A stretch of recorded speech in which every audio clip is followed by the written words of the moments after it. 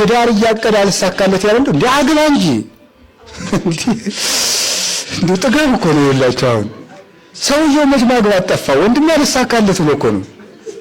ይሄ ምንድነው? የሰው ሰላም መንሳት ይባላል። አግቢ እንጂ እድሜሽ ሄደ እኮ ደግሞ የተጋቡትን ልጆ ውለዱ እንጂ ልጅ እንጨት ነው እንዴ ደግሞ ቆርጡ እንዴ? እውነቴን እኮ ነው። የሰው ሰላም መንሳት እኮ ነው ይሄ። እንዴ ልጅ ዕቃ ነው፣ ገበያ ይገዛል። እግዚአብሔር እኮ ነው የሚሰጥ። ምን ያርጉ ሰዎቹ ነው የምትሏቸው? እንዴ ውለዱ እንጂ ሂድ በሰው ቤት አርፈ ምሳ ከሆነ በልተ ቤትክን። አዎ እውነቴን ነው የምነግራቸው። ታሞ የተኛውን ሰውዬ ሄደን በጣም ስልችት የሚያደርግ ነገር በቃ መቼ ነው የጀመረ? ሰኞ። ከመቼ የወረታብ ደግሞ ከመቼ ጀምሮ ነው? ከረቡዕ።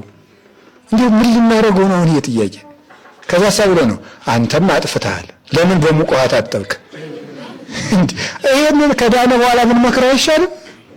ይሄ የሰው ሰላም መንሳት ነው። እንዲህ ማድረግ አልነበር። በሰዓታችን ቤት አትሄድም ነበር? አንተም አጥፍተሃል።